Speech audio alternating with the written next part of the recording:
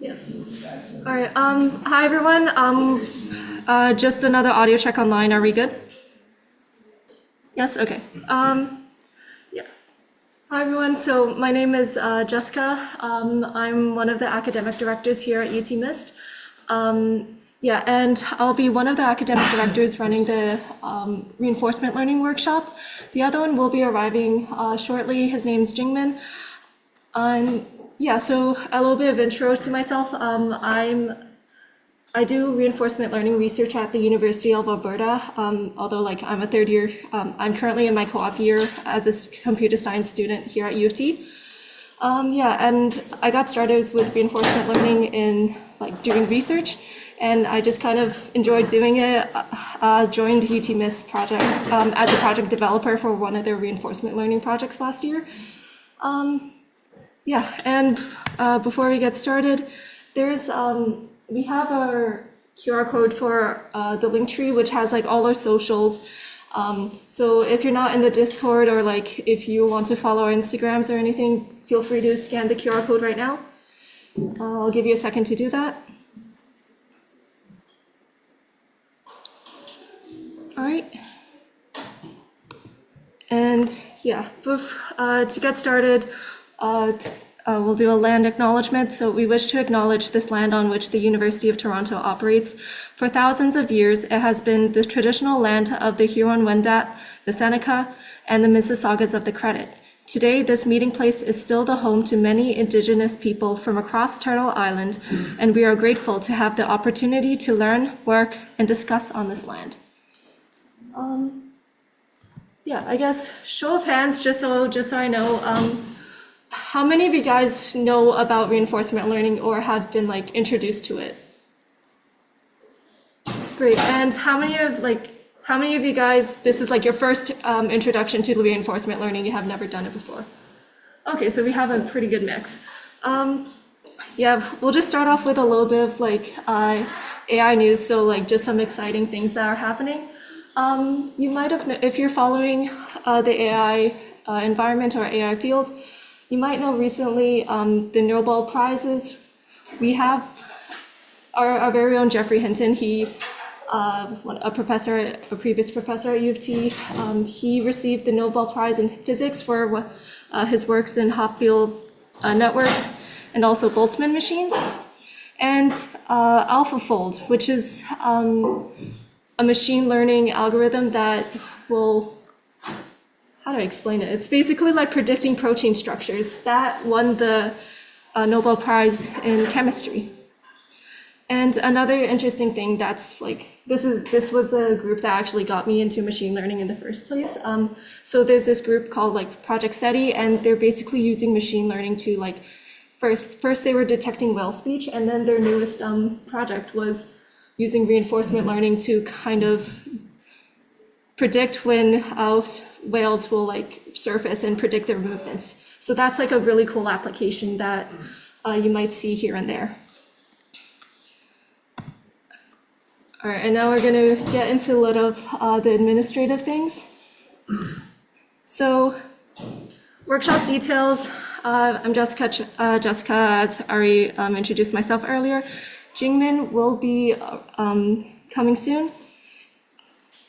Yeah, and then so we have our emails on here. We'll also be posting the slides later so you guys can have access.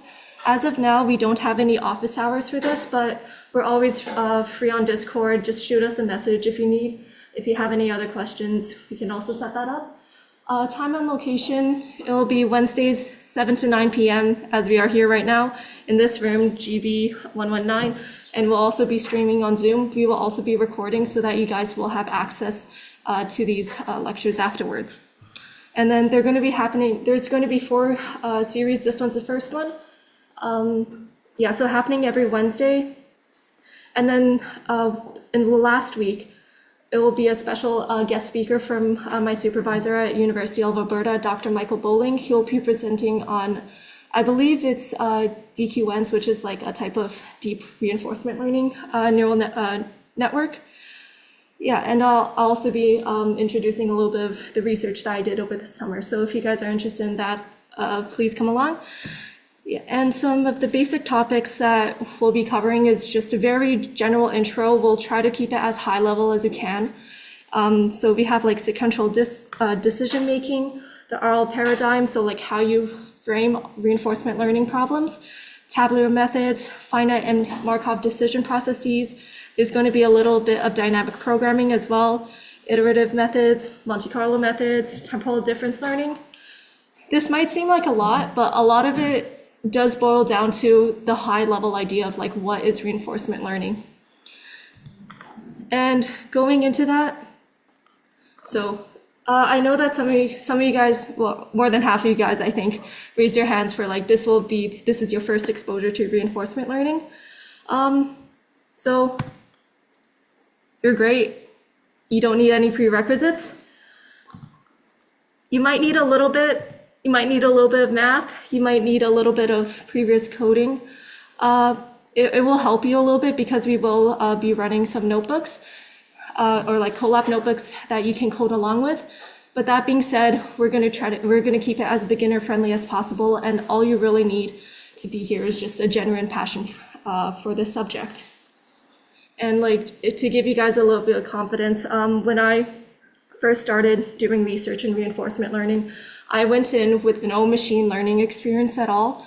So like I was diving straight into the deep end and without any like previous experience at school or any other projects. So like you guys being here is already a great start.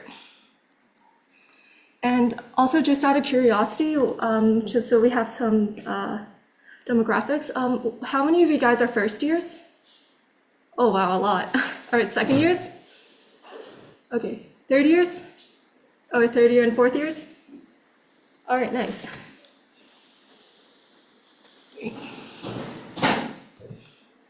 So now we're going to go into a little bit of overview of reinforcement learning. Oh yeah, one last question. Have you guys, how many of you guys raise your hand if you've been exposed to any type of machine learning before? Just so I know. Okay, yeah. All right, so you'll also learn this in some of your classes if you're in CS or like maybe engineering. CSE 311 is the introduction to machine learning, which like you can take in second or third year if you're a CS student. I'm not so sure about the engineering courses, but like something that everyone will like first start off with is like the three main branches of machine learning. So the most common one is probably going to be supervised learning. So that's your you have a model trying to predict labels. So let's say if you have a picture of a dog, you want your model to predict, oh, this is a dog. So that's like your supervised learning. Supervised learning with trained labels, or like with labeled inputs and labeled, what's it called? I'm blanking on the word right now. Labeled data. There we go. Labeled data. Oh yeah. This is Jingmin. He's our other academic director who will be leading this workshop as well. Yeah, let me just finish the slide actually. Yeah, so we have supervised learning. Unsupervised learning is pretty much similar, but it's using non-labeled data instead, and it's trying to predict patterns within these groups to see if you can categorize it. And the last one is a little bit out there, which is reinforcement learning. So even though it is under machine learning, it's pretty different from supervised learning and reinforcement and unsupervised learning. So Jingmin, do you want to take over? Of course. Also, do you want to have like the video on for the recording, or is the video no? Oh, do they want our faces? It's up to you too. Do you want? Sure. Let's hope my laptop doesn't die. Okay, sorry about that, guys. Thanks, Jessica, for taking over for me. Sorry I was late. I commute here from Markham for POI, and the commute like really shaved off my lifespan. Oh my God. Okay, so where were we? We finished the slide, right? Okay, I'm gonna move on now. And don't worry, guys, if you missed Jessica, if you really like what she just did, she'll be back when you guys do the coding exercise, so don't worry.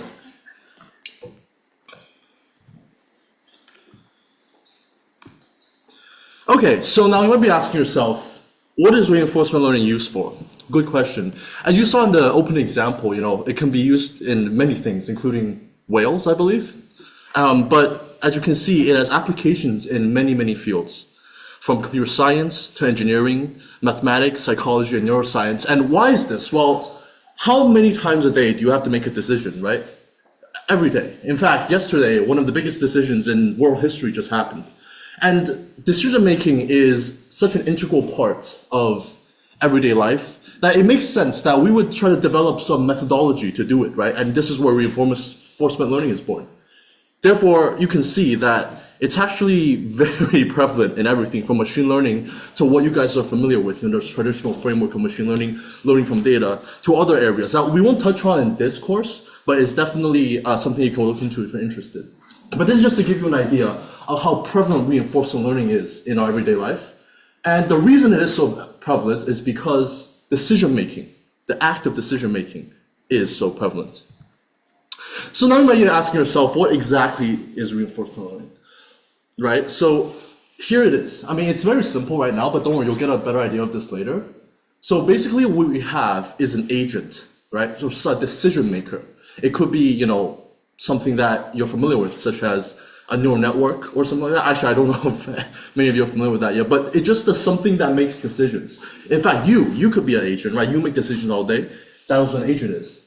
It interacts over time with an environment. And now this environment could be anything. It could be this classroom right here. It could be the surface of the moon. It could be the US election, right? In order to achieve a goal. And so the agent should sense the environment, take information from it, right? And have clear goals relating to the state. So, I mean, once again, to tie it back to your own decision-making process, when you make a decision, what happens? Right? You look at the surroundings around you, maybe, okay, you make a decision to which chair you want to sit in, you walk in, you absorb, okay, how many seats are occupied, where are the free seats, and then you make a decision that way. It's the same for a computer algorithm. They need a way to take in information from the environment and make decisions based on that. And you need a goal, right? Like your goal, if you want to find a seat, is to find a seat that's very comfortable, maybe next to your friends. If you're an introvert, away from other people, it depends, right? And how do you quantify this goal? It's a quantity called return, and you'll learn about this much later. But I hope this gives you a general overview of reinforcement learning, and really it's just a way of making decisions. For now, I think that can suffice. You don't really need to think of it too hard for now. And now here's something really important that I want to stress, okay? And it's the fact that RL is a paradigm. It's not like, let's say this course was about, like diffusion models or vision language model, right? I bet I'll be up here and I'll be telling you, okay, so here's how here's a new way to stack some convolutional layers together, or here's a new way to train a CNN. No, it's not like that, right? So you're not be learning some new architecture or some new model, right? It's a whole new way of thinking, because if any of you are familiar with, supervised learning or unsupervised learning, you know that you have a bunch of data which are usually, independent and ideally distributed, and then you make decisions based on that data. However, in this case, these decisions happen over time. And that is just one of the differences. But my point is that you can't come in here expecting, okay, there'll be a slide with a bunch of blocks in it representing different models or different layers and be done with it, right? That's not going to happen. You need to sort of change your way of thinking. In fact, that wager, even if you have zero experience in machine learning versus someone who has, had a lot of experience in machine learning with neural networks, supervised learning, you guys are on an equal playing field, because reinforcement learning is really something different. So yeah, forget about all that bias of, your preconceived notions of what this will be, and just try to keep an open mind is what I will say. All right, so examples of reinforcement learning. Now, of course, you guys were enlightened with the very pertinent and important whale example earlier. But what are other examples? Well, here's just something that is very nice, right? AI learns to escape. Now, actually, UTMIST, I feel like I'm allowed to share this. It has a pretty close working relationship with AI Warehouse's channel. I bet you guys have seen this, on YouTube, and it's really cool, right? They trained this little guy to escape rooms, to solve mazes, do other things. And then, yeah, this uses reinforcement learning. And you might be thinking, how would you like solve this using supervised learning? Like, how would you train a neural network to do this, right? It's almost impossible. Hence why reinforcement learning is necessary. AlphaGo, this might be actually a little bit outdated. I mean, this was a while ago, but this is, I believe, a machine learning algorithm, reinforcement learning algorithm that can beat the best Go player in the world. I mean, that's kind of incredible, right? It's scary, but also kind of incredible, right? If it can beat the best Go player, like what's going to happen next? Like, you know, replacing our jobs. No, let's not go there, right? It's not a course about that. But no, I'm not trying to scare you guys. I'm just saying, you know, it's really incredible what's happening. And of course, I'm sure many of you are familiar with this, whether it's everyday life or, you know, using it to assist in your assignments. ChatGPT, now you might be thinking, oh, no, what is he talking about? ChatGPT is an LLM, it's a large language model, and yes, it is. But actually, they use a reinforcement learning algorithm called proximal policy optimization, which is one of the most popular ones, to actually, I think, fine-tune or something like that at the end to make sure that the machine, the ChatGPT isn't really racist, which I think we agree is a really good thing. Right. Now, of course, many of you might know about this game. Actually, I forgot the name of this game. But it's an Atari game that is very fun. And I just want you to think, how would you train a supervised model to do this? For those of you who know what it is, of course. Like, how would you like try to get a bunch of data, feed that data into a model, and let it learn to play this game? Now, you might be thinking, okay, easy, right? You can just have like a bajillion frames of this image, right? Maybe you have one frame and then a action corresponding to what the agent should do or what the little guy down there should do when it sees this frame. That could work, but how many frames would you need? I mean, this is a huge image, right? It's like probably RGB image, you know, like 255 by 255 or even larger. I mean, that's huge. How much data would you need for a good supervised model to learn to play this, and like how big of a model would you need? But reinforcement learning algorithms can solve this relatively easily. And this is just one of the beauties of reinforcement learning. And this is why I say it's a different paradigm. Because if you try to only use your supervised mindset, all right, to try to solve this game, then you're not going to get anywhere. Right? This is why you need to switch a way of thinking, almost like using a different formula or a different algorithm to solve a math problem in order for it to work. Now, here's some characteristics of reinforcement learning. You might not know what all this means for now, but don't worry about it, you will. What makes reinforcement learning different from other algorithms? Well, firstly, the goal is to maximize a reward signal. As I said before, right, you need some goal to guide this machine, right, this agent.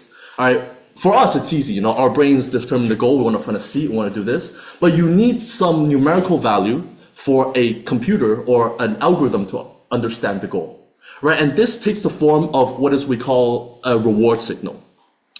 Another thing, feedback is mostly delayed, not instantaneous. So if you do a supervised learning model, you feed some data in, it goes through the magic of the model, and it spits out a prediction. And then you immediately evaluate that prediction, it takes the loss, and then boom, backpropagate, right? And you get the feedback. But that's not always the case in reinforcement learning. Sometimes you have to wait. Sometimes you have to collect all of the experience first, or a portion of the experience first, before making that update.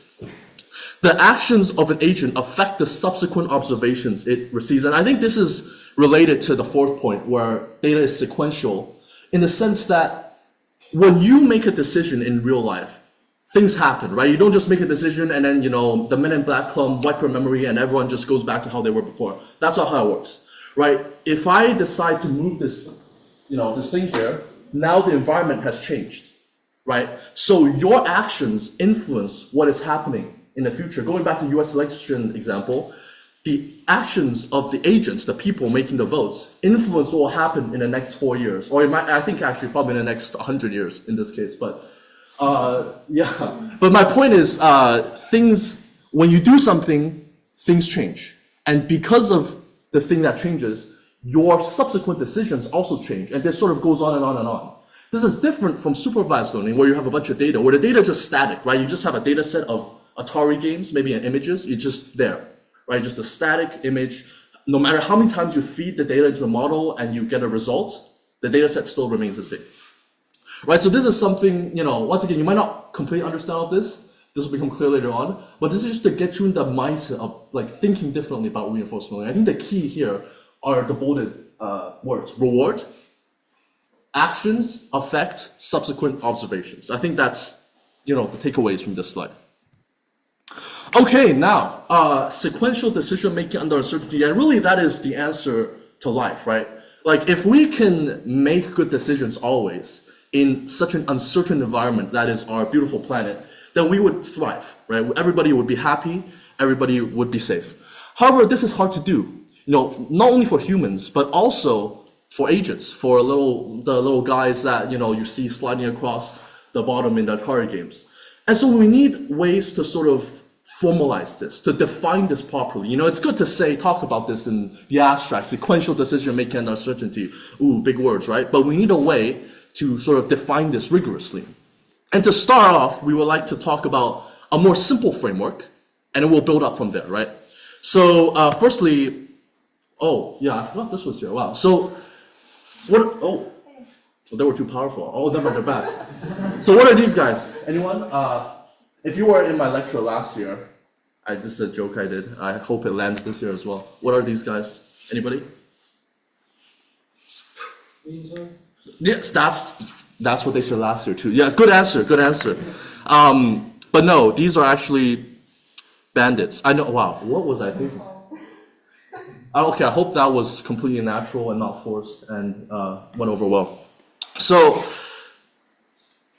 a way of formalizing decision making is something called the K-armed bandit problem. And why are they called bandits? Well, I'll explain this later on. That was actually a question I got. I spent, an hour explaining the K-armed bandit problem, all the math, and one of the questions, I was like, any questions? They were like, what is a bandit? Why is it called a bandit? I'm like, that is a good question, but I would hope, maybe you ask about the math instead. But, you ask what you want. It's just something interesting that happened. So I felt I need to explain it this year. So what is this? So let's say you're a professor at U of T, and you want to assign labs to your poor students. There are 3 labs you can choose from, right? And you want to determine which lab is the best for the students, right? Or in most professors' case, which lab is the easiest for you to grade, not necessarily the best for your students. But so which lab you want to choose? Is it this one, right? Or is it the one above, the one below? How do you know which lab is better? Right? What ways can you do, what methods can you take to determine which lab is better? And how do you know that, let's say you decide on this lab, that it is in fact the best lab to pick? And so this is where we go back to the concept of an agent, environment, and a reward. In this case, the professor is the agent, right? He or she needs to make the decision to assign a lab to a particular student or a particular cohort. The environment is this sort of sample space of labs, right? You have an environment of labs where, if you pick one, that lab will get assigned. So, this is the environment you're interacting with. 3 labs or however many labs you want. And a reward. Now, how do you know what the reward is? Well, we'll go down to that later, but let's just talk about this for a minute. In a K-on bandit problem, we have an agent who chooses between K actions and receives a reward based on the action it chooses. So let's say, you're a professor, you choose a lab, and the reward could be your students, rate my professor's scores, or how well they did in the final exam, maybe the higher the better, right? My point is you need a way to quantify which sort of option is the best, and that is where the reward comes from. And as to go back to my question, or my thing about why is it called a bandit, it was influenced by slot machines in Las Vegas, right? I take the example of a labs here, but most often, right, these bandits are things, you pull slot machines in Las Vegas, you want to, see which arm you pull is the best, and those arms are called bandits, right? So that's the reason, all right? That's the reason. So yeah, don't ask about it. So here's the formalization. Your professor's the agent, you have certain bandits or things you can choose from. K equals 3 because there are 3 actions you can take, the first lab, the second lab, or the third lab. And you have rewards, right? Whether or not your students are happy, sad, or neutral about it. And so this, now, okay, there's a little bit of math here, but I hope it's clear from the way I'm gonna explain it. The action value, or the concept of value, is the expected reward of some action. So let me just go back, right? If you pick the blue lab, you'll get a reward, right? And why can't we just say, okay, so why do we need the concept of action value? Why can't we just say reward? right? Because the reward might not be the same all the time, right? Maybe one year you get the lab and then students give you a 90. The next year you give the lab, the students give you, let's say, a 85, right? So the reward's somewhat random. So this is where the concept of expected value comes in the sense that you want to take an average of the reward you receive from doing this action. Does that make sense to everybody? Why you can't just, say reward? So this is where this equation comes in. We call the action value of an action, right? It depends on the action, Q, as the expected reward of this action. Given this action, this vertical line means given, right? Given this action I take, given that I choose the blue lab, right? Given I choose the blue lab, what is the average reward I will get by assigning this lab? And to just formalize the goal here, the goal is to maximize the expected reward, i.e. you want to find the action that maximizes this quantity Q here. And this is what this argmax means, right? You want to find the action, right? Arg means you just want to find the index where the maximum happens, i.e. the action that maximizes this particular quantity. But how do we estimate this, right? It's once again, it's all good to talk about it, but once the professor is actually assigning the labs, how would he determine which action is the best? Well, is there an algorithm to do this? Before we get to that, let's talk about expected value. I think this concept of expected value is very important in reinforcement learning and in general. And for those of you who might not know, the expected value is this equation here. It's the values that x takes, or quantity x takes, multiplied by the probability that it takes that value, and you sum it up. So let's say, for instance, you have this graph here, right? Let's say you assign this lab, 30% of the time, you get a reward of 70, right? And then 60% of the time, you get a return of 90, right? So now what is the average return then? It's 84. Expected value is simply a concept of averaging out a random occurrence of a variable. Why is this important? I made a whole separate slide on this. You might think, oh, it's just the average, right? I mean, it's simple. We talk about averages in middle school. It's this concept of dealing with randomness. Because the real world is random, nearly everything is random, and we want a way to deal with that, right? Because there's infinitely many possibilities in some cases for the next action or the next state or the reward, and you want a way to deal with that. And that is why we deal in averages. So this is just a side note. I hope you guys kind of understand where the equation comes from. And now we're gonna go on to how a professor would concretely estimate the action value. So it's very simple. The value estimate at time t, or at semester t or whatever, however many times he assigns that lab, is the sum of rewards when A is taken prior to t divided by the number of times A is taken prior to t. It's just, once again, it's all dressed up version of saying take the average, right? You estimate the average. Here's the example. Let's say the professor assigns the blue lab.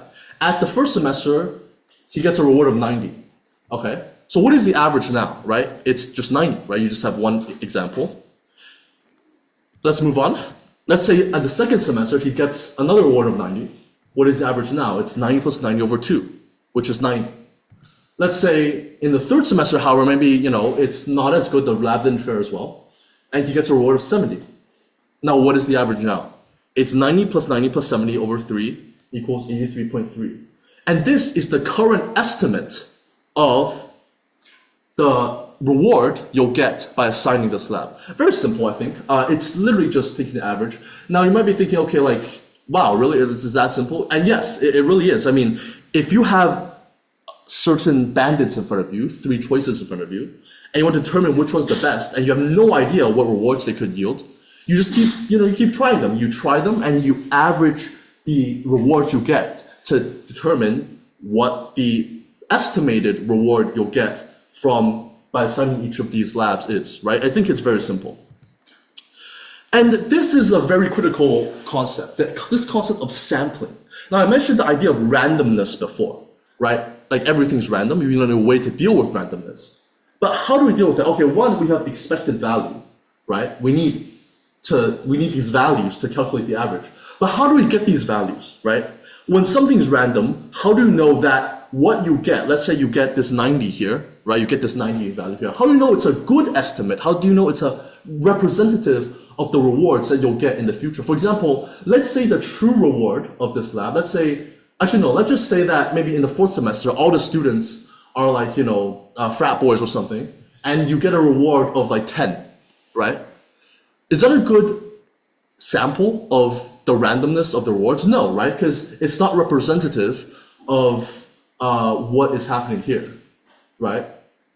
So you need a way to sample of the reward in the sense that you want to deal with randomness by extracting samples from a situation to get the best possible estimate of, the actual quantity that you want. I hope this is clear to everyone. And also, I apologize if anyone is in a fraternity or knows anybody in a fraternity. That just came off the top of my head. I apologize. But I hope my point still stands, right? It's the concept of you need to take a good estimate of the quantity you want to estimate, right? It's a way of dealing with randomness. Because, there's infinitely many possibilities, right? Sometimes, right? So you need a way to take samples of that to estimate the quantity. So the equation before here, this one, can be sort of, I'll leave this as an exercise. I hate it when profs do that, but I'm about to do it to you. You can rewrite it in this form, right? As in the sample at the time n+1, meaning let's say at the next semester, is the same as the current sample of the reward plus the reward you'll get after assigning the lab minus the old sample over the total number of samples that you've taken so far. Now, this is basically just another way of writing this equation here. Essentially, you can think of it like this. It's essentially in the way of taking the average. But the advantage of writing it this way, and why we want to introduce it here, is because you'll notice that the next estimate is only written in terms of the old estimate, right? Once you have this old estimate, you can sort of estimate the next estimate already, right? Previously, for this, you needed every single reward from every single time step. You need 90 plus 90 plus 70. Let's say this lab carries on for 100 semesters. You need 100 values, right? And then you have to divide by 100. That's very memory inefficient. That's very bad to do, right? So a good way of doing this is simply by rewriting equations so that your next estimate only depends on your current estimate. And once again, this is another concept I want to drive home, right? This concept of how the new estimate depends on the old estimate plus a step size, which in this case is 1 over n, plus a target minus the old estimate. This is a form of the equation I want you guys to really familiar yourself with because it's very important in reinforcement learning. This concept, this recursive concept of the next estimate being dependent on the current estimate. And I think that intuitively makes sense, right? Like, I mean, if you've been assigning labs for a while, the next estimate of the reward is probably gonna depend on your current one, right? I mean, just temporally correlated. So I hope this makes sense to everybody. Now, as for how you arrive at this equation, we won't go into it, but I hope that everyone can see why this equation makes sense. Now, here's another critical concept. I know there's been a lot of critical concepts, but that's just how introducing a new paradigm is. The concept of exploration versus exploitation, right? Now, what is this? So let's say you have these current estimates for the rewards of these labs, right? Maybe the first lab has a reward of 64.2, the second has a reward of 83.3, as we've shown before, and the third has a reward of 79.1. Which lab would you pick right now if you're a professor? The middle one, right? Because it's got the highest reward. But how do you know that indeed it's the actual best lab, right? What if in the next time you assign a lab, you get a terrible reward and this estimate goes down, and in fact, let's say the gray lab is better, right?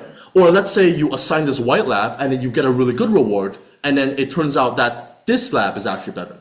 This is where the concept of exploration and exploitation comes in. Acceleration means maybe at this situation, instead of greedily assigning the middle lab, because you just got the current best estimate, you tried something else. Maybe you try the white lab or you try the gray lab. Maybe it actually does worse, but maybe you'll improve your estimate and actually the gray lab is better. versus exploitation, right? Where you only improve the short-term benefits, right? Let's say you just know that the blue lab is better, so you just assign it again. This is a dichotomy that is very important in reinforcement learning, right? Or in decision-making in general. When you're going out to a restaurant or you want to go out to eat, do you want to try a new restaurant and potentially get a better option, or do you want to go to your trusty McDonald's, right? It's this dichotomy that is not just you, but agents face. In a situation when the robot is on Mars or whatever, should they pursue this, path to finding the best possible resources or whatever? Or maybe should they try this new path, try this new way that can lead to even better outcomes? And so this concept is very important, right?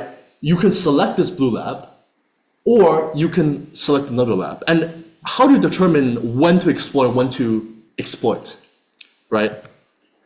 It's this concept of, well, here's just one way of doing it, right? Here's just one way. There are many ways, but here's just one way, right? For example, what you can do is you can always go for the greedy choice, i.e. the choice that leads to the best reward, right?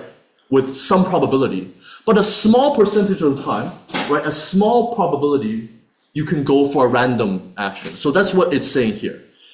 With certain probability 1 minus epsilon, you can always pick this value, right, Q, the largest value. Or with some probability epsilon, you can pick another action.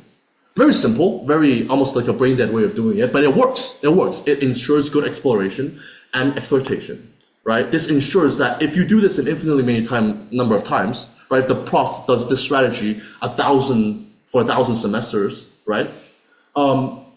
He will probably get a good idea of which labs are good, which labs are best, because he's explored all of the labs, but also assigned good ones when they appear, right? He doesn't always explore. You don't want to always explore, right? Because sometimes you want to assign the best lab to everyone, right? You want your students to learn.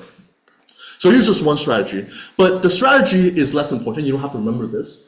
More of the concept of knowing of this dichotomy of exploration and exploitation, and when to explore and when to exploit, this sort of trade-off. Now, before we start the coding exercise, which Jessica will take over, I just want to sort of go over what just happened, right? There's a lot there.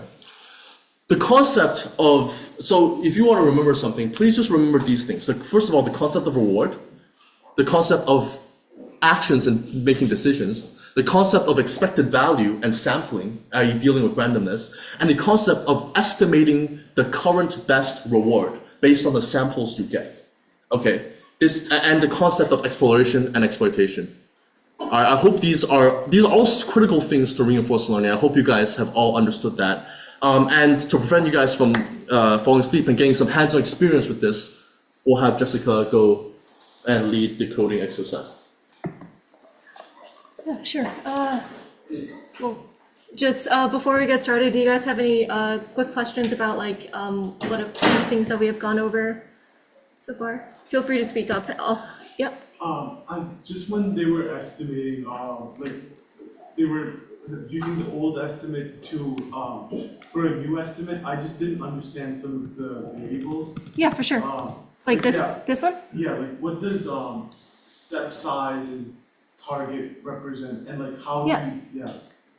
All right, so like this this bottom formula right here is kind of just like a general it's more like a generalized version of like this concept that you're going to see very often. So it's like you use your old estimates to calculate your new estimates. So I guess just starting with Q, that's kind of like our estimate. Q is like the value of the arm that we're trying to predict. And then target, in this case, it can be many different things. It can be like your, in most cases of reinforcement learning, it's going to be your reward. So based off that, then you have a step size, which is kind of like, you want to update your old estimate by a certain amount, but you might not want to update it by the entire, how do I explain this? Like the entire value, if that makes sense. Because like sometimes you want to, a step size is something that you can change. So like if you want to update your value more, you would increase your step size. If you want to update it less, you'll decrease it. So like say, if we have a step, if we didn't have this right here, if we didn't have the 1/n, your qn plus 1 would just be qn plus this value over here, the entire value. But then if you let's say instead of 1 over n, if you just had like this, which is 0 entirely, then your new value would just be your old value. So like step size is kind of like how much your new value will change by. Does that make sense? Yeah. Is that second term essentially like kind of keep the new value closer to the actual reward of the previous value, like take into account the actual reward of the previous value? Yeah, so like in many different cases on like the second value, so the Rn minus Qn, in different scenarios, it'll be different things. So like say in backpropagation, that might be your gradient. In this case, it's if you simplify the summation formula, if you try to go through all the steps, eventually like these two equations will be equaling each other. So that's kind of where this specific value comes from. And I am going to, whoopsies, I apologize. I'm going to share in the Discord, I'm going to share a notebook that we can, so if you guys know Google Colab, it's basically like a notebook where you can have access to remote compute. Oh, nope, that's not what I want. So if you guys want to download that, and then we're going to go to Colab. I'm going to upload this again.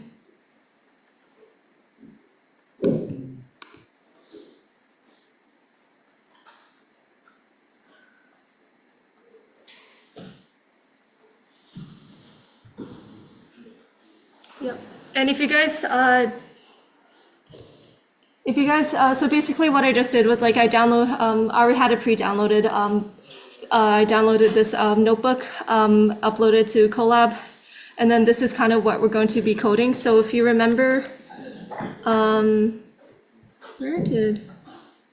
yeah.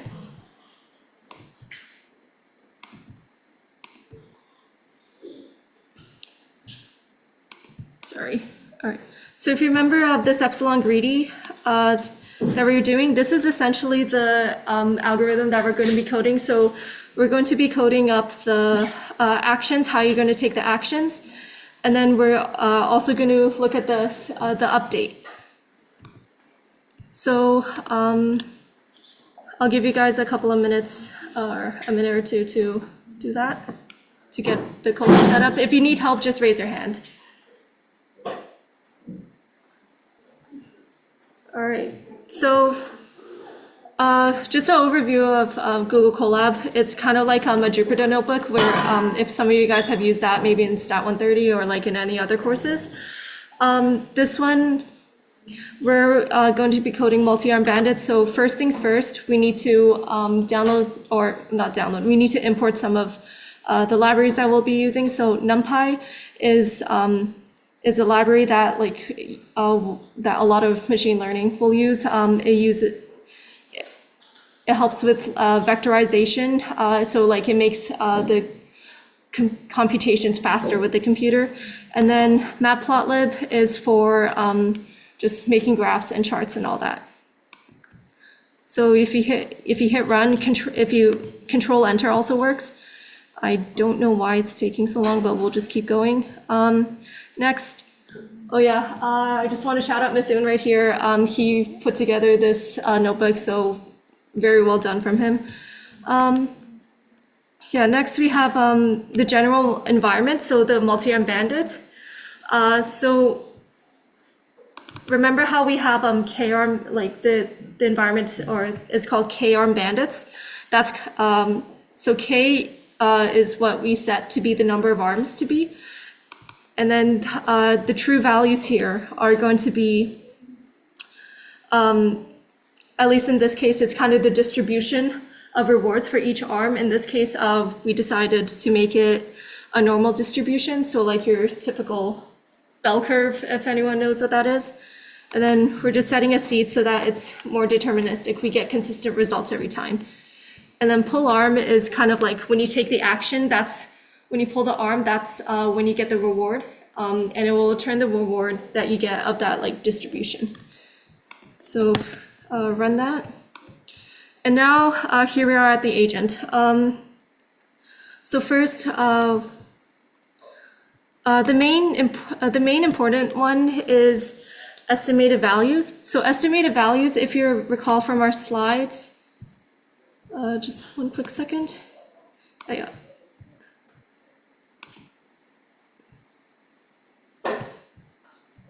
If you recall from our slides, that's kind of like our Q right here. So that's what we predict each arm to be. Counts, this will be used when... Wait, sorry, let me interrupt. The sorry. lecture isn't done. Like, I see people leaving. I'm coming back to talk after. We shouldn't be done here. Alright, so please stay. There's juicy stuff coming. I don't want you to miss it. This is just the lab. Yeah, just please don't leave. I was outside talking, just people kept leaving. Man, yeah, anyways, yeah, just stay tight. We'll be back. I'll be back. Yeah, well, you guys are all here, so hopefully you guys don't leave. Counts will be used to update our like estimated. It will be used to estimate our Q. And rewards, this is not required, but this will be used to keep track of some plotting later, so that we can see how our agents perform. Oh, and one more important one is epsilon. So if you recall from our formula. So that's going to be a probability of choosing a random action. So epsilon % of the time, or epsilon with a probability of epsilon, we're choosing a random action. The other times, we're just choosing the argmax. We're choosing the maximum arm. So first things first, we need to be able to select our action. So this one I'm going to walk you guys through, just so I have an idea. Have you guys used NumPy before? Are you guys familiar? Okay, great. So I think we can go decently fast on this one. So if we go back and look at the pseudocode. So we first, let's just do the random action first, because that's a little bit, or like any of these is easy as well. So we're going to use NumPy to select a random number. So let's just call it num equals numpy.random.rand, and this gives you a random number between 0 and 1. All right, hopefully my laptop doesn't die on me. So if you recall, so this is like a random number that we choose between 0 and 1, and then if you guys recall what our epsilon is, that's kind of the probability of choosing, or of like choosing a random action. And since numpy random.rand, that's a uniform distribution, that basically is our indicator of the epsilon. So next it's going to be if num is less than self.epsilon. Oh, oops, what is going on? And here we're going to choose a random action. So action equals, and here like following the hint, numpy.random.choice. And what's going to be our choice here? Oh, okay, my laptop, okay. Our choice is going to be one of the arms. So that's self.k. And so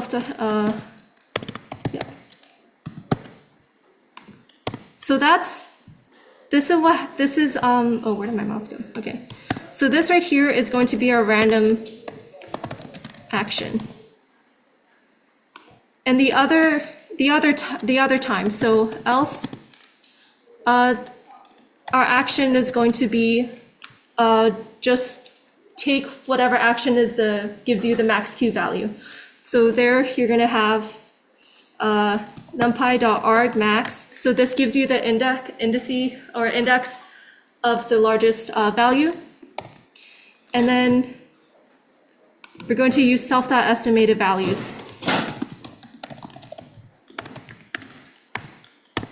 So like now that we've chosen our actions, that's what we return at our end, because this function is for selecting an action. All right, so nice and simple. Oh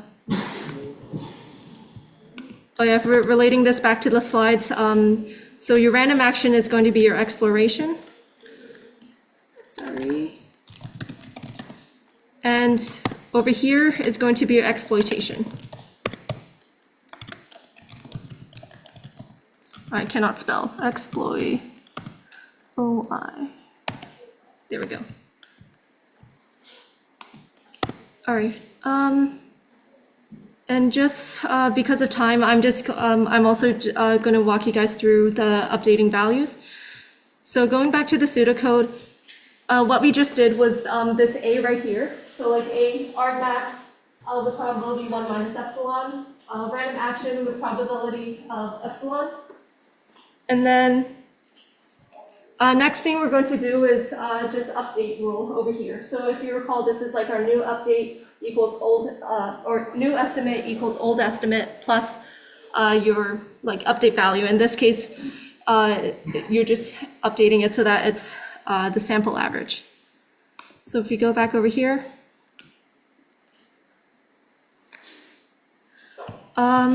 so first things first, we can also just follow the pseudocode right here. So if we just look over here, we have the action, we're given the action, we're given the reward. So we don't, we already have the R is equal to bandit A, that's our reward. And our next step is to update the counts. So we have, if you recall up here, self.counts is the array to hold the number of times, oh, this isn't finished, the number of times each action is selected. So we go self.counts action. So because action, it can also act as an index. And if you're new to Python,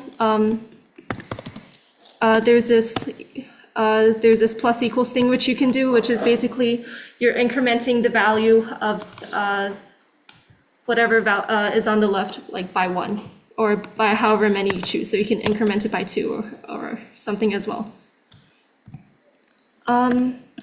So now that we have that, next is going to be this actual update right here. So we need our Q first. So we have self.estimated values, and it's going to be, it's also going to be indexed by our action, and we're going to use the same plus equals, because over here, if you see, like we're just adding a new value to it. And then what are we adding? Well, we have 1 over n, or 1 over na, multiplied by your reward minus your old value. So if we go there, I'm just going to use brackets for some clarity. So you have 1 over self.counts, oh, bless you, action. So this is your na. Oh my God. And then you're multiplying it by your reward, so which is already given here, reward, minus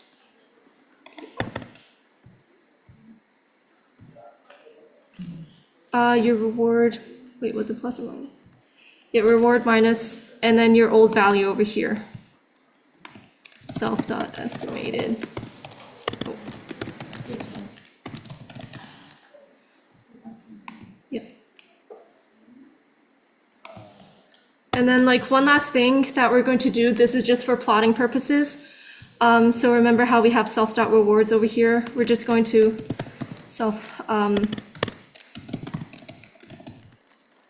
dot append reward. This one is for plotting purposes.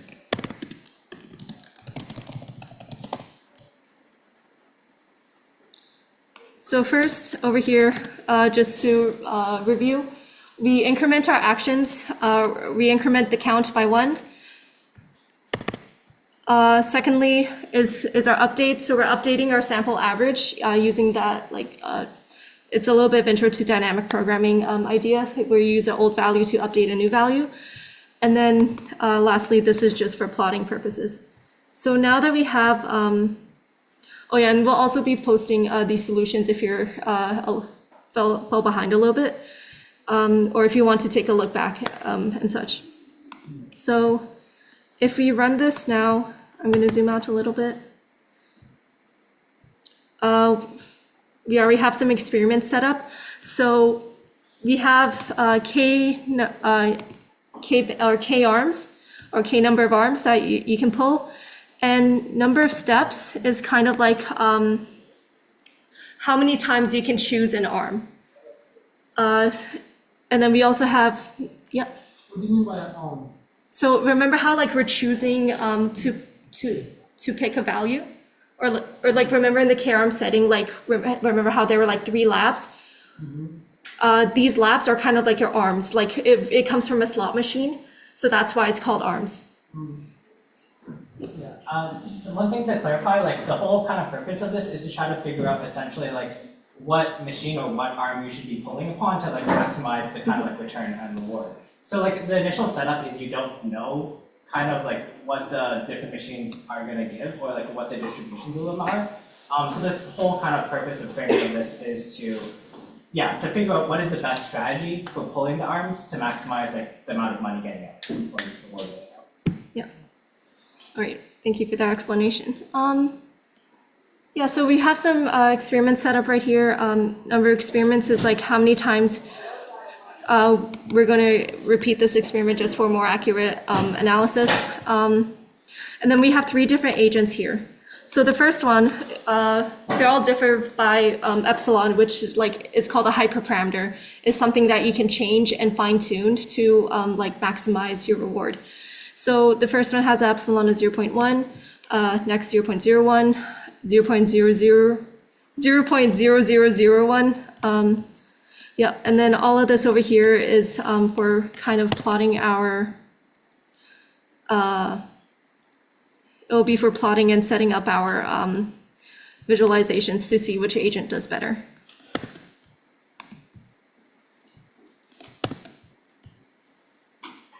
Yep, and then, so once we ran our experiment,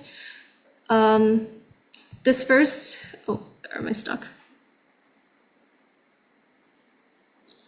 Yeah, this first one right here is seeing how, so once we run this, we have this blue line over here, which is the true distribution for each arm.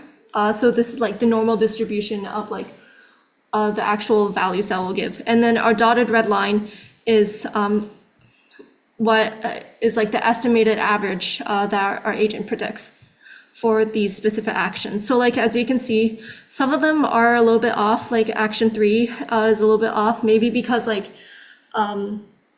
it wasn't chosen as much. Yeah, but overall, like you can tell, like over a long period of time, the agents will like eventually converge to what seems to be like the normal or the mean. And then if these next couple of plots are for viewing how epsilon will, or like how your exploration will affect your reward. Oh, I ran that one twice. So like if we look at our different epsilons, let me zoom out a little bit. If you look at our different epsilons, here you can see how exploration and exploitation really does matter. Let's say if we take a look at the green line, where your epsilon is only 0.0001, that means that you're choosing a new action, or you're going to be randomly exploring a new action, that 0.001 probability.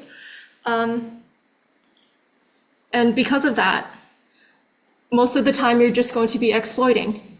You don't get to discover that, oh, maybe there's a better arm, maybe there's a better reward somewhere else, because you're just always exploiting. And it seems like in this case, the sweet spot is, or like the best performing one is epsilon actually of just 10%, so 10% exploration. Yeah. I'm getting a different graph here. It kind of looks like this. I don't know if there is a problem. Oh, okay. Oh, yeah, I can see that some people in front of me are getting different graphs. Oh, okay. I'll fix that later.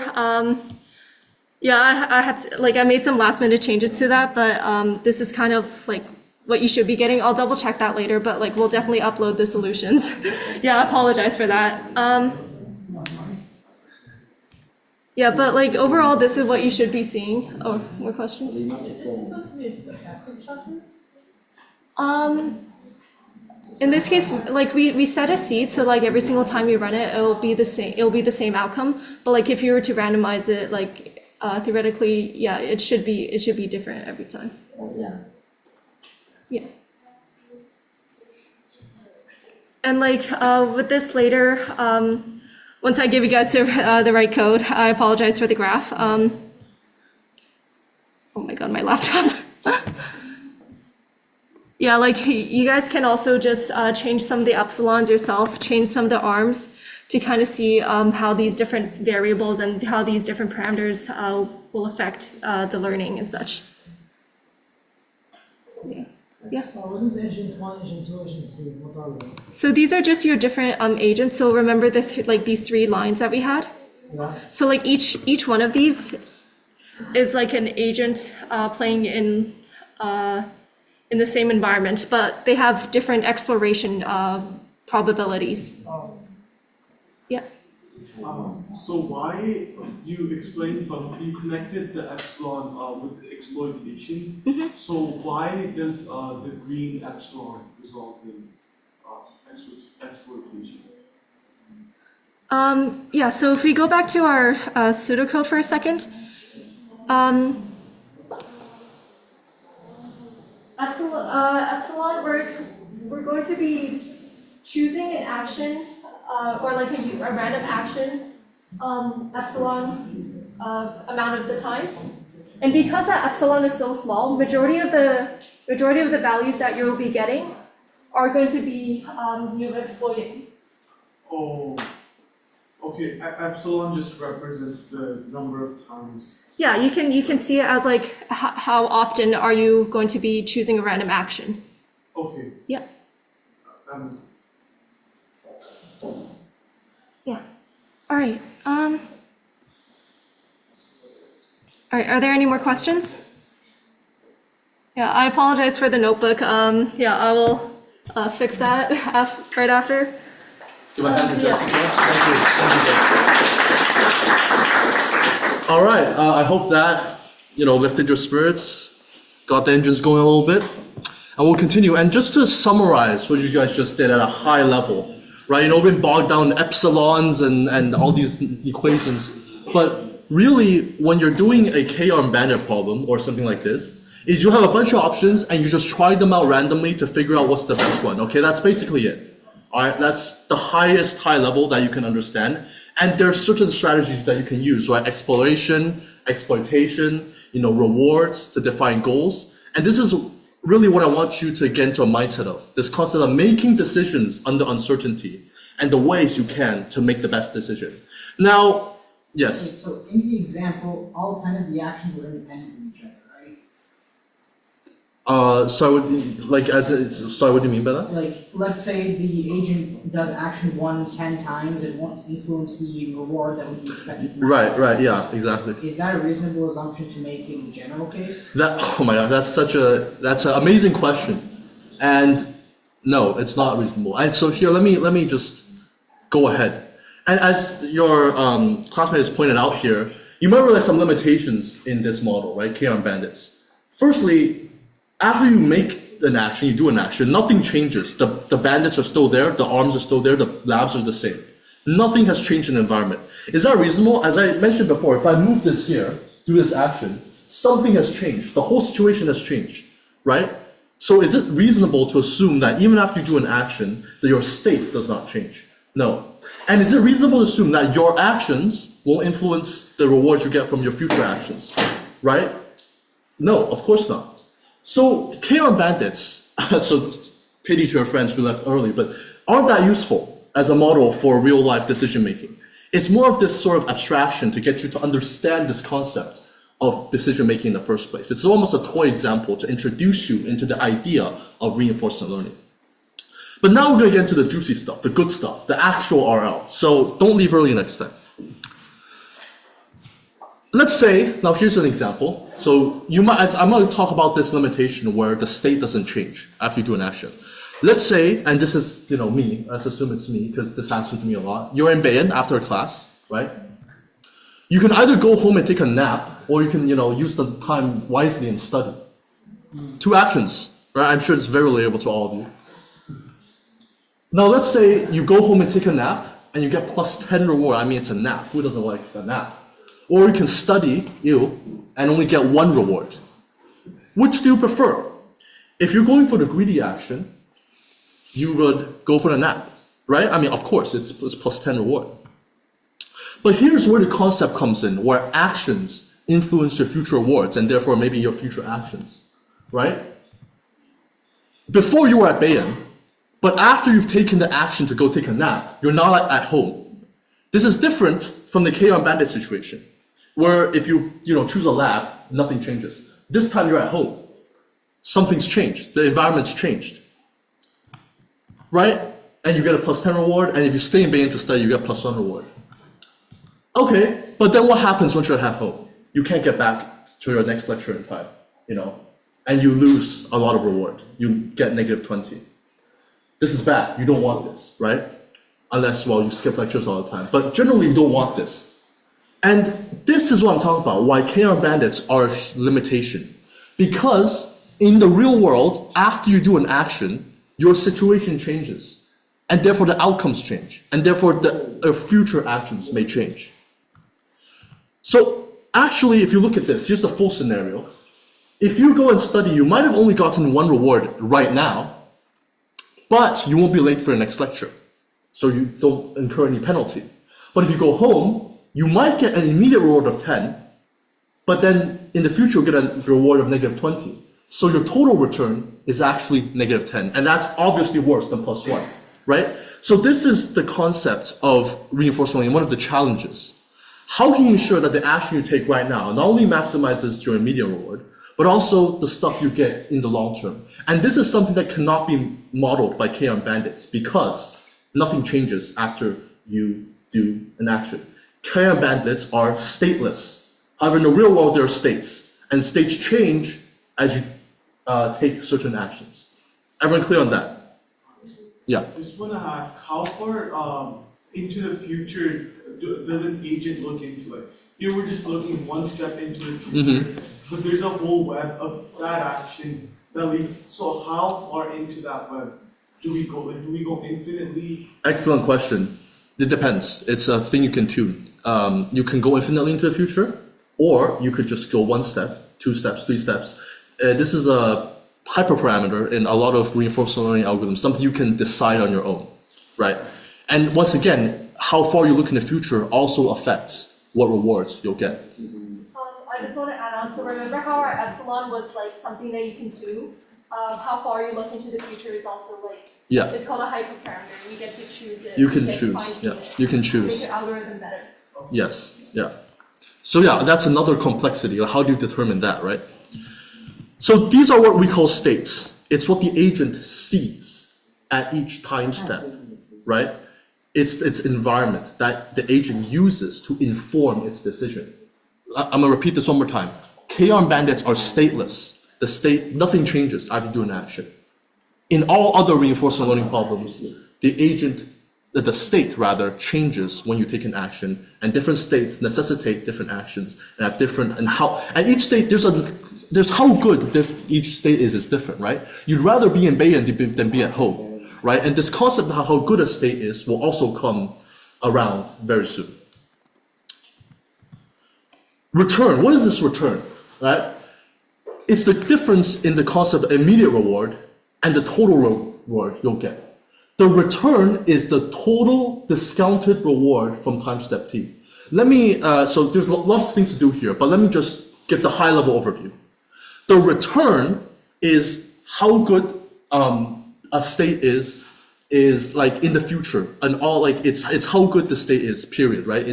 for however long you want to consider it. It could be infinitely, it could be up until a certain number of steps. But the reward is simply the immediate reward, like what you get one step into the future.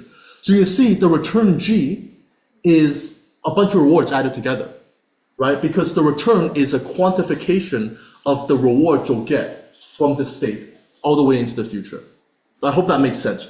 Long term versus short term. I think that makes sense to everyone.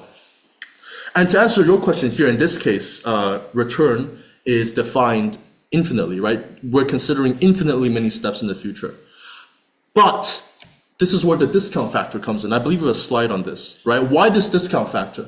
Can someone tell me why, if you're considering infinite time steps, you need a discount factor that's between 0 and 1? Yeah. Otherwise, the series will never converge. Exactly. Yeah. Yeah. If you don't have a discount factor, you'll have infinite return. And that doesn't make any sense, right? Infinite return doesn't make sense. So what you'll do is, for future rewards, you'll multiply them by a tunable hyperparameter or something you choose, like epsilon, to determine how important future rewards are to your current evaluation. So, for example, let's say you are very long-sighted, i.e. you care a lot about future rewards, even here. Then you would set the discount factor to be 1, right? There's no discount. However, if you set it to be 0, you're very short-sighted. You don't give a crap about future rewards. You only care about the current reward. So then, yeah, the return would simply equal the return, the return would equal the reward at the next time step. But it's this concept of return, or the total reward you'll get in some arbitrary time steps in the future, that is important here. And why do we care about return? It's the goal of, and this is like the golden slide, right? It's like the everything. The goal of reinforcement learning, the goal of every reinforcement learning algorithm, pretty much ever, is to maximize the expected return. It's very important. You can have any other metrics you want, right? But this is the one we care about, the expected return. Now, once again, you see the expected value pop up here. Why? Why is there an expected value there? Because, once again, the return is random, right? Because you don't know, there's many states you can possibly go to. Let me go back to the lab example. There's 2 states you can go here, right? From this state at Bayan, you can either go home or stay in Bayan, right? Those are already 2 different paths you can go. And each path has a different return associated with it, right? The total return for this path was -10. The total return for that path was +1, right? So you need a way to summarize all this randomness, summarize all the situations. That is why the expected value is here. Considering all the possible states that you can reach and everything you can take in the future, you want to maximize the expected return. I hope that makes sense, why we have expected value in there. All right, does everyone make sense? Does everything make sense? Okay, good. Please ask questions. This is very important. This stuff is very important. Yeah. Sorry, but can you repeat why the expected value is here? Because there are many situations, right? In that lab example, if I start in Bayan, I could either go home or stay in Bayan. Those are 2 different situations. If the world was just a straight line, like there's only one possible place I can go after this state, let's say I start in Bayan, I can only go to Bayan next, then this expectation is redundant because there's only one outcome. But when you have multiple outcomes, you can go home, you can go to Bayan, maybe you can go to the cafeteria, you know what I'm saying? You need a way to consolidate, to factor all of that into one metric.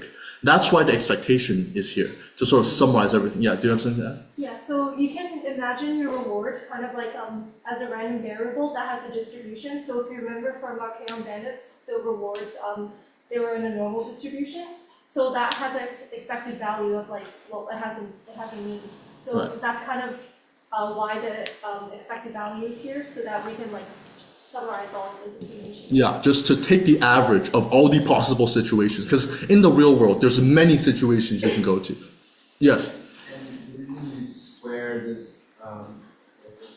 the Y.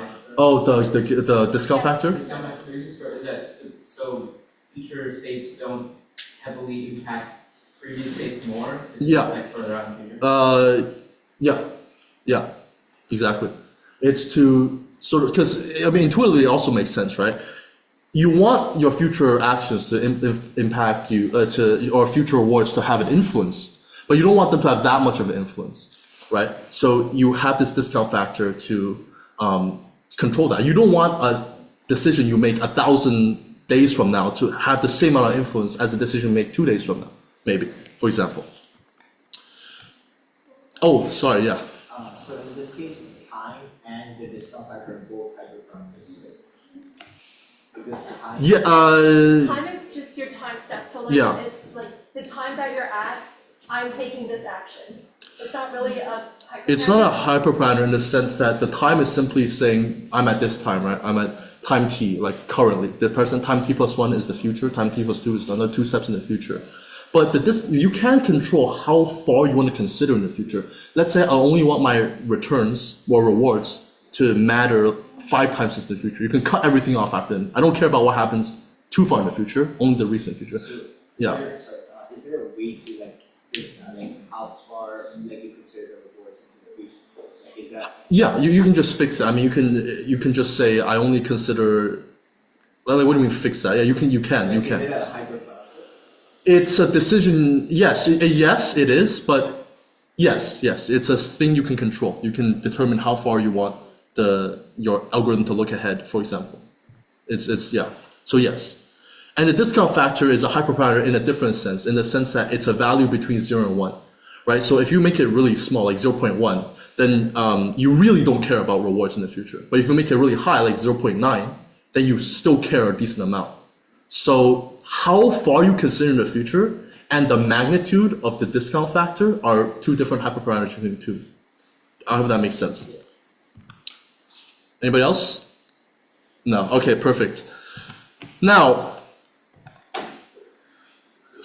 fancy words on the screen. Don't worry about it. I'll explain this. But basically, we need a formal definition, right? We just did a bunch of examples with Bayesian and all that. Okay, those are good. But we need a formalization of the decision-making process. Why? So we can apply this framework to almost any decision-making process in the world, right? Not just Bayesian, not just you skipping lectures, but to actually important problems. Maybe like controlling a power plant or something.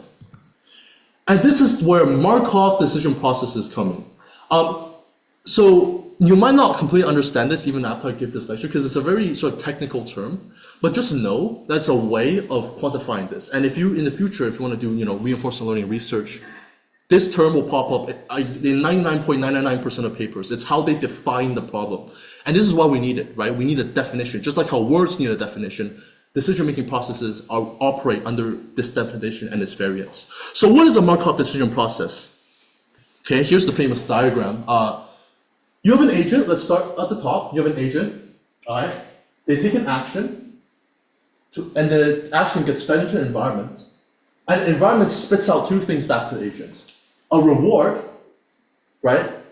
How good that action was, and the next state that the agent is now at after taking that action.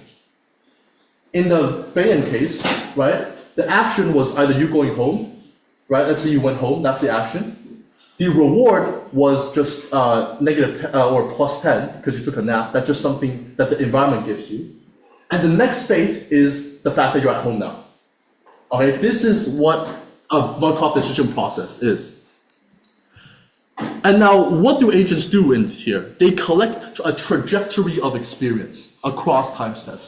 They start off at an initial state, they take an action, receive an reward, move on to state 1, the next state. They take another action, another reward, state 2, blah, blah, blah, all the way into the future. This is what we call a trajectory, or a series of experience. Okay, I hope these terms make sense. If not, please interrupt and ask some questions. And here is the technical definition of a Markov decision process. Once again, I'm putting this here for a couple of reasons. It's a very, if you're more technical savvy, this is a very clear way to define it. But also, this is the same definition that will pop up in all reinforcement learning papers. So I think it's good to know. A Markov decision process is defined the following tuple, or the set of elements. You have some states, you have some actions, you have a state transition dynamics function. Let me talk about it shortly.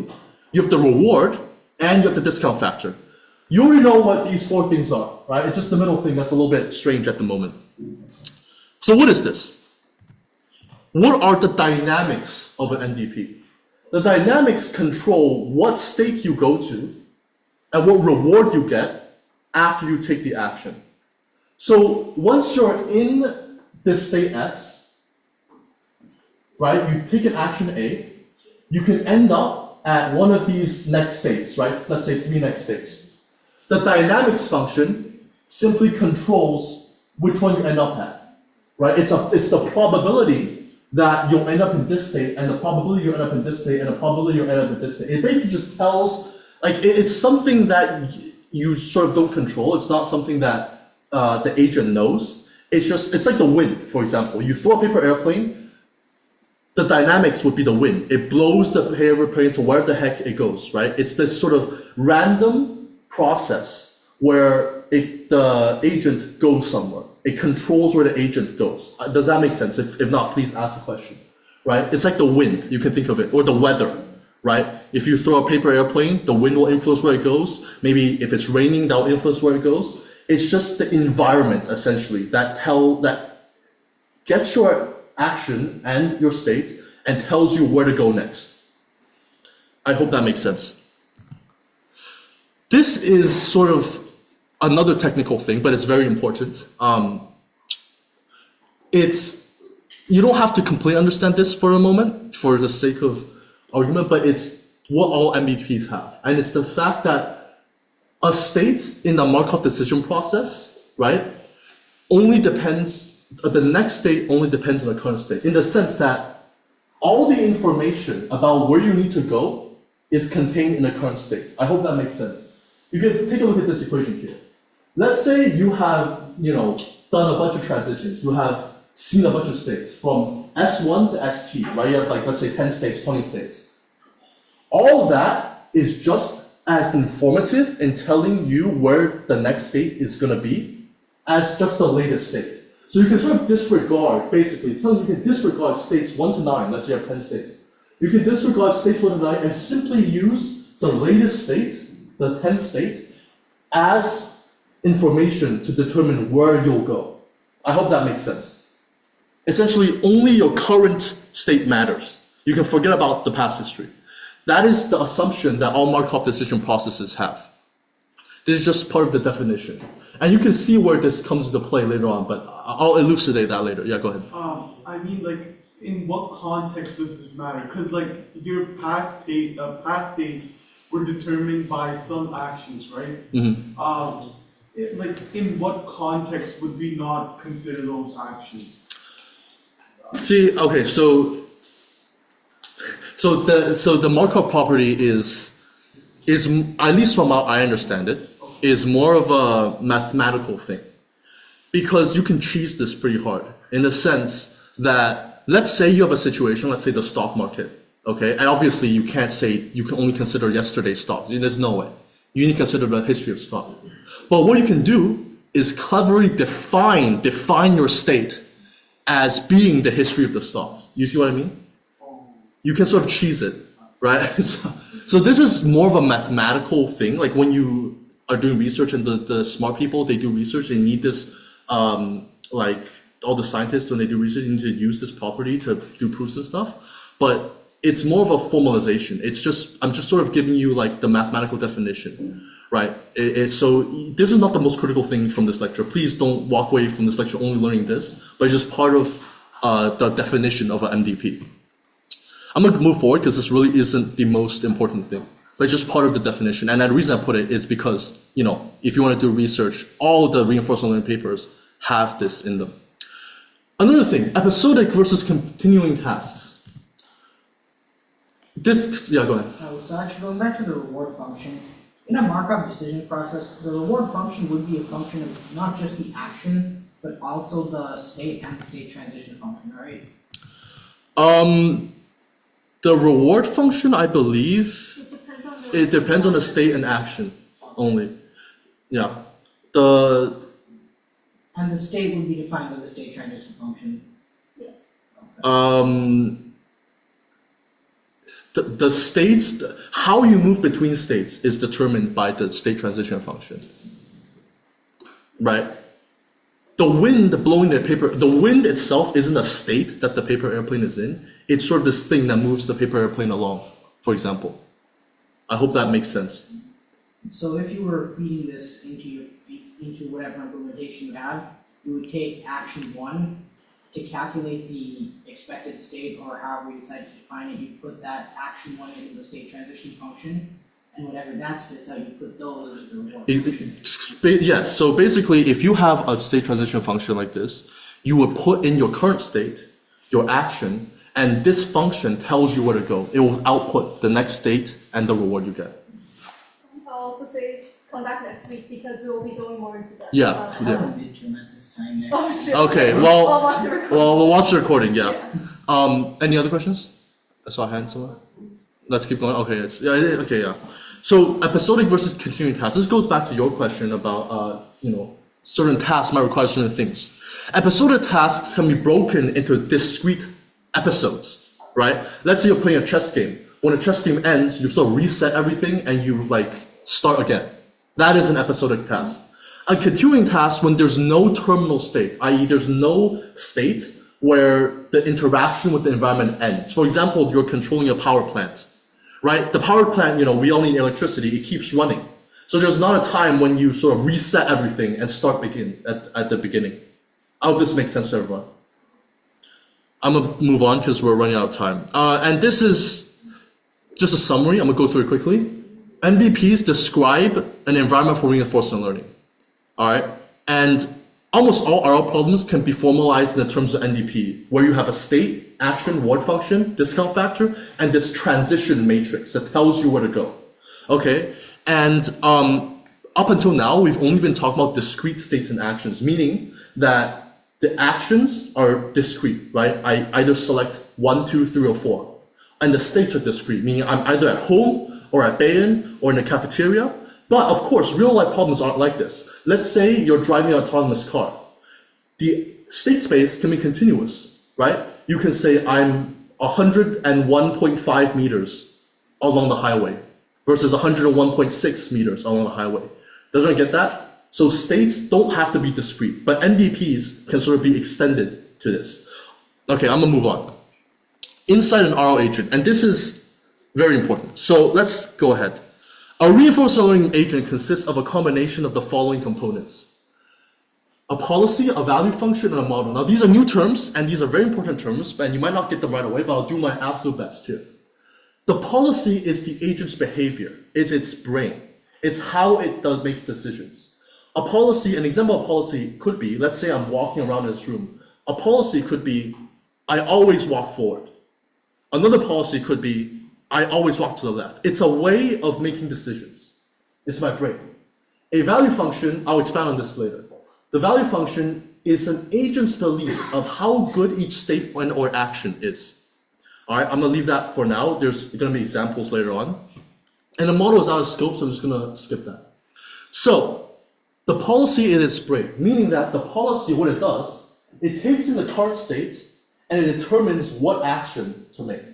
That's it. The policy could be a neural network, if you guys are familiar with it. You input the state, it outputs an action. Or it could just be some if-else statement. If I'm in this state, do this action. Like, it's literally anything, right? It's literally anything. A policy could be as dumb as, going straight all the time in a room to as being as complex as a, large language model doing these sort of calculations, right? It's just a thing of selecting an action where you're in a particular state. That's all it is. Now, there are two kinds of policies: deterministic policies and stochastic policies. I apologize, I'm throwing a lot of terms at you, but I hope this makes sense. A deterministic policy maps a state to one action with 100% probability. I'm gonna skip this slide because I think this next slide sort of introduces it better. In this case, this policy is deterministic. If the agent is in this square down here, they will always go right. Everyone sees that, right? If this agent is this state up here, they will always go off. Very simple. There's a 100% chance the agent will take that action where they're in that state. A stochastic policy is, if you guys don't know the word stochastic basically just means random. So multiple actions in one state can be selected with non-zero probability. I'm gonna skip this slide once again because I think it's I think it's not a good example because we're running out of time. But you can see here. Remember how before there was only one arrow here, right? However, in this case, right? In this case, if the agent is this state, they can go to the right with a probability of 50%, and they can go up with a probability of 50%. This is stochastic policy because in one state there are more than one action that can be taken with non-zero probability. Very simple, right? I hope everyone sees that. And I want you to notice something about policies here, how we denote policies. All right, this equation here that is blinking on the screen right now. This goes back to the Markov property before, right? Why is it that you only take the current state in when doing the action? It's because any past states won't help you. That's the definition of Markov property, which is why in reinforced learning, the policy only depends on the current state. Does that make sense? That's just something I want to link back to what you heard about before, right? So even if you put in S1, S2, S3, S4, S5, it's not useful. All you have to do is put in S5. And so yeah, so these are two different types of policies. Now here is, I wish I had more time to do this, but a value function. A value function is a quantification. It's a number, basically. It's a number indicating how good this particular state is. It is defined as the expected return. Recall return is this total reward you get, okay? Not just the current reward, the total reward you get. The expected return of starting this state S and following the policy pi. I will make this example clear, but this is just the math that pops up everywhere. I just want to show you. The value function is basically saying, if I start in this state and I follow this specific policy right now, what is the expected return I'll get? And recall, the expectation is here because there are many possible situations. You can go to many different states. This value function, this number, summarizes all of the potential millions of states you can go to in the future into this one number, into how good this state is. This is the state value function. It's probably confusing. There's I think a very good example coming up soon. There's another type of value function called Q. So this was V before. V is a state value function. Q is a state action value function. Oh, there's a mistake here. It should be S, comma, A, okay? It's basically saying how good a particular state and action is. All right, before it was only how good a state is. But here, it's how good a state and an action is. Meaning, if I start in this state and I take this action, right, what is the total reward I'll get? Or the total return I'll get in the future? This will come back to Q in week 2. But it's a very important concept, and I just want it's kind of confusing at first, but I promise you in week 2 you'll come to work with this and stuff will make more sense in week 3. But I just want to introduce these concepts of the policy and the value functions because they're very critical in reinforcement learning. Now, why do we use value functions? And this just goes back to the concept of summary. Because if you start in this state right here, it can go to so many states, right? I mean, you can go to this state, this state, this state, right? Let's say you go to this state. Once you're in this state, you can go to all of these states and so on and so forth. It's like never ending. You need a way to sort of quantify how good this state is, keeping in mind that it can go to anywhere. And the value function simply tells you it's a number saying how good this state is, right? If the value of a state is, let's say the value of the state is 5, right? And another value of a state is 0. It means it's better to be in this particular state with the value of 5 than the value of 0, because if you're in this state and you follow this particular policy and you consider all of the future returns you can get, the average return is higher than the other state with 0. Yeah. I think you can't just take the average. What if one of the endpoints is like you win the game, and if you like take the average across, like the value of that point might be like diminished, and then like because if you find that point, then you basically win, and it's like deterministic. Like if you follow that step, like you go like step 1, step 2, step 3, if you just follow to the end, like you win. If you take the average, then some other path might have bigger averages and That's the point though, because that doesn't matter because the value function summarizes all of that.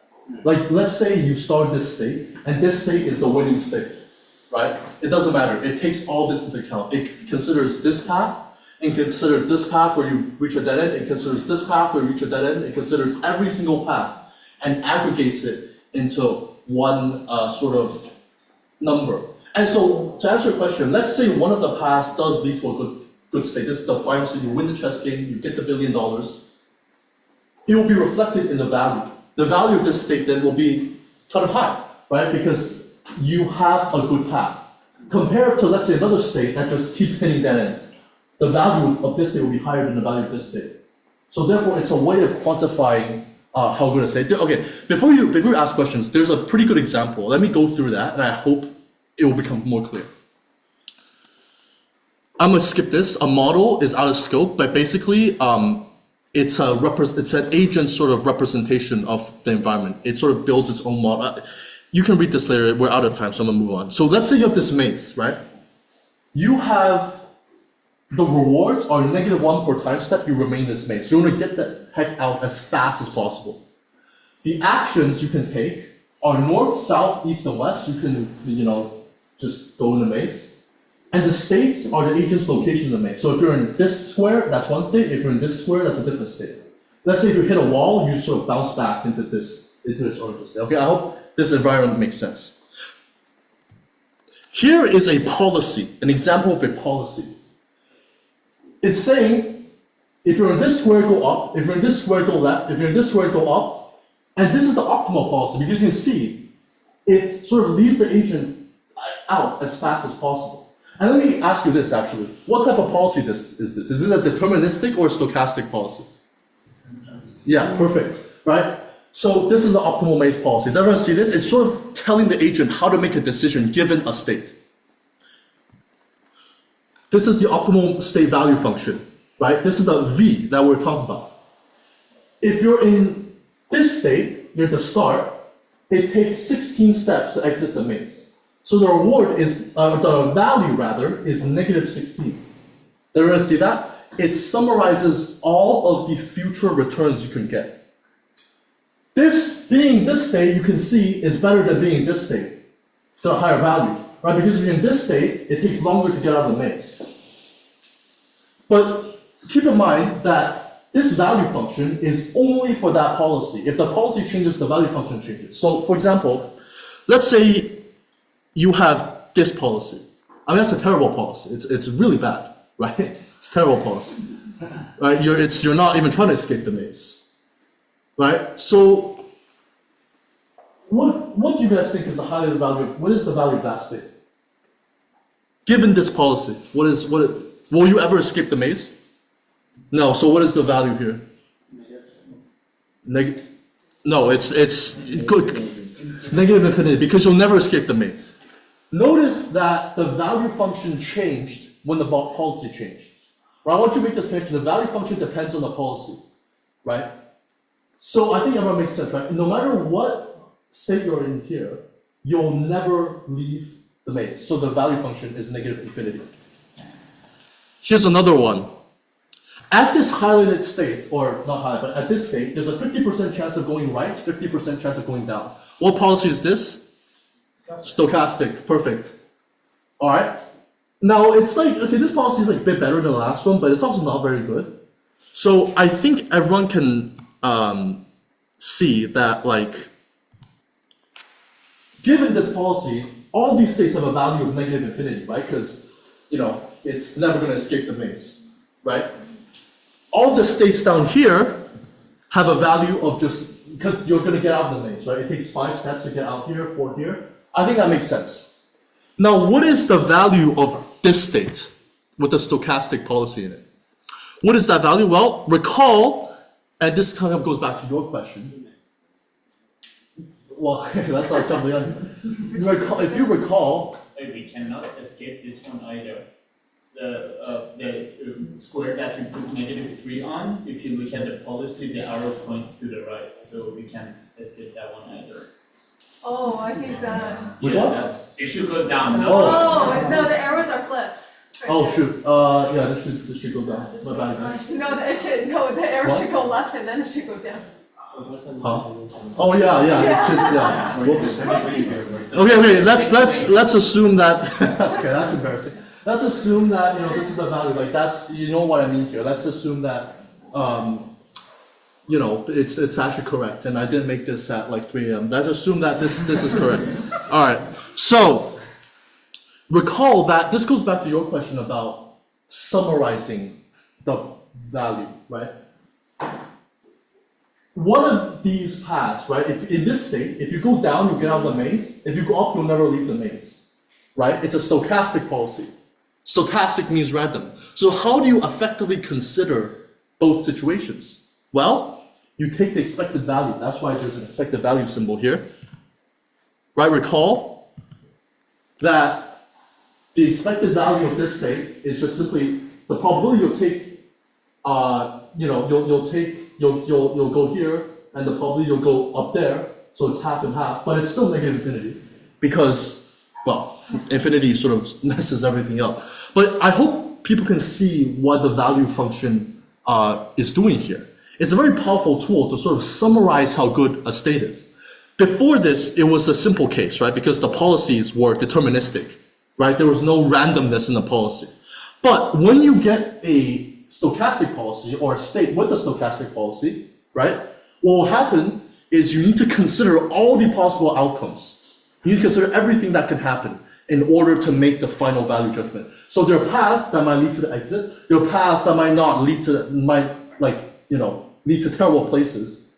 But you have to consider all of them, right? So it's summarized into everything. It's a summary of everything you can do in that state. Yeah, go ahead.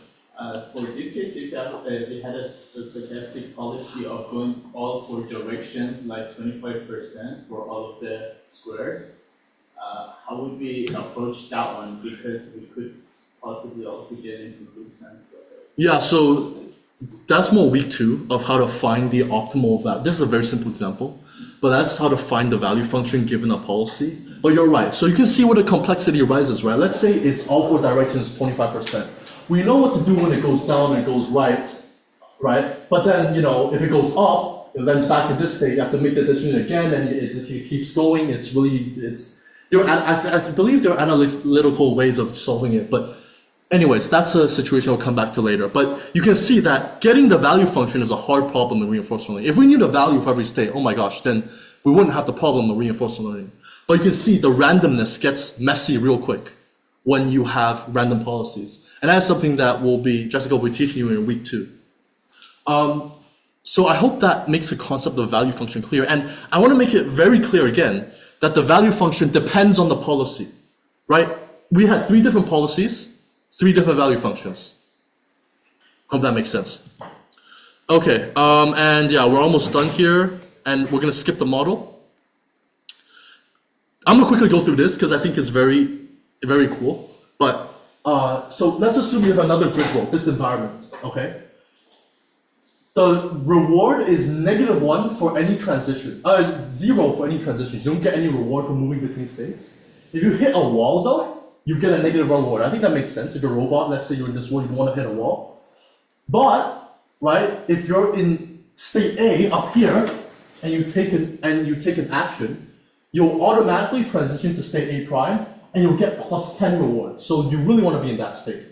If you're in state B and you take an action, you'll automatically go to B prime and you're going 5 rewards. So you still want to be in that state, but it's not as good as state A. I hope this environment makes sense. Let's assume you have a random policy. You can go left, right, up, down with an equal probability, so 25%. This is the value function for this policy. Recall that the value function depends on the policy, right? So if this policy were different, these numbers will be different. But let's assume that you have some oracle that just told you that this is indeed the value function of this policy. Okay, I hope that makes sense to everyone. What does this mean? Well, that means if you're on the bottom row here, right, if you start in this state and you follow this policy infinitely many times, like you keep following this policy, the average reward you'll get is -1.9. It's pretty bad. If you're in this state here, and the infinitely many times you follow this policy, the average return you'll get is -1.3, right? But the point is, from the values, you can see that this last row is a terrible place to be because you get negative value. You want to be at that top row, right? I think so. This makes sense why value functions are such a powerful summary of reinforced learning, because you have this kind of a complex environment and you have such a like a random policy. But these numbers tell you everything you need to know about how good a state is. But what I want to show you here, though, is if you notice something that's a little bit strange. This, well, we're almost done. I'm sorry for keeping you guys a bit longer, but it is important, so just 5 more minutes. If you're in state A, you get a value of 8.8, meaning that future reward you'll get is 8.8, like averaged. But isn't that strange? Because if you're in state A, you get plus 10 immediately when you jump down here. So why is it that the value is less than the immediate reward you get? Can someone tell me? Yeah, go ahead. Because there's only a 25% probability that you actually. Go ahead. Yeah, sorry. Does it consider actions after you jump to A prime? Yes, that's the point of a value function, right? It summarizes all the future places you can go. So yeah, you're on the right track. So like if you jump to A prime and you keep bumping into the wall. exactly, right? Because even though you get a huge reward after A, you're in a very terrible spot in this last row. So your future rewards are probably really bad, right? Because you're in this last row, right? It's hard to go back to these good states. So the value function summarizes that. Just by looking at it, you can tell that A, it makes sense because even though you get a big reward instantly, you end up at a very terrible state. And since the value function considers all future possible states, the value at A is less than its immediate reward because you end up in a bad spot for the future. Now, you can notice that the value of B is higher than its immediate reward of 5. Once again, you might think that's weird. But this is because if you are at B and you go to B prime, you're in a good spot, right? Because you're here, moving randomly, you might go back up to B, you might go back up to A. You're not in this terrible spot where you're always going to be bumping into walls and stuff. So the value function captures this. If you are at B, that's a good state to be because in the future you'll get good rewards. So my point with this exercise is to show that the value function captures future rewards. You cannot just simply think in terms of immediate reward. You have to think of future rewards as well. I hope that makes sense. And now this is just the last slide, but sort of give you an overview of RL agents. You have value-based RL agents where the agent only has a value function, meaning it actually doesn't even have an explicit policy.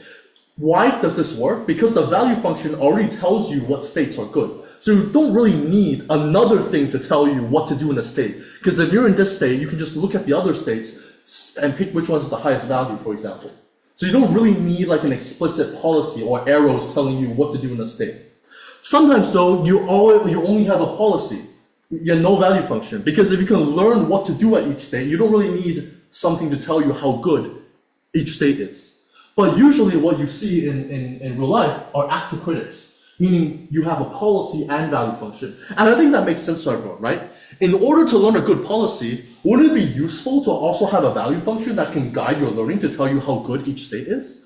So usually what will happen is a reinforcement learning agent will have a policy which tells it, if I'm in this state, do this action, or do this random set of actions, and a value function that guides its learning, as in, okay, once I do this action, I end up this next state, I can look at the value function and see how good this state is, so on and so forth. But that's the sort of implementation details. The high level idea I want you to get from what just happened in the past half an hour is this, and after this we'll be done.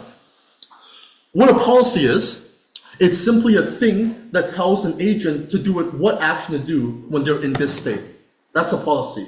A value function quantifies how good a state is, meaning how good a state is not only in terms of its immediate reward, but all possible future states and rewards that it can get. Those are two very, very critically important things in reinforcement learning. Every single agent, every single thing you'll ever do will likely have one of these in it. So please internalize that. Think of the examples I put, and yeah. And in week one, and I can take questions, I'm willing to stay behind, but let me just quickly summarize the important parts. How to make decisions under uncertainty. Agents, environment, reward, policy, value function. Randomness, this concept of once you do an action, your actions influence other future states and future actions, and these things can be random. You don't know where you'll go. And methods of dealing with randomness. Sampling, expected value. Perfect. All right. Thanks. Any questions? Yeah, go ahead. Just wanted to quickly ask, how does the value function like quantify, like it looks into infinite possible futures, but Yeah. how does it, does it average a result of all of those? Yeah, so it averages all the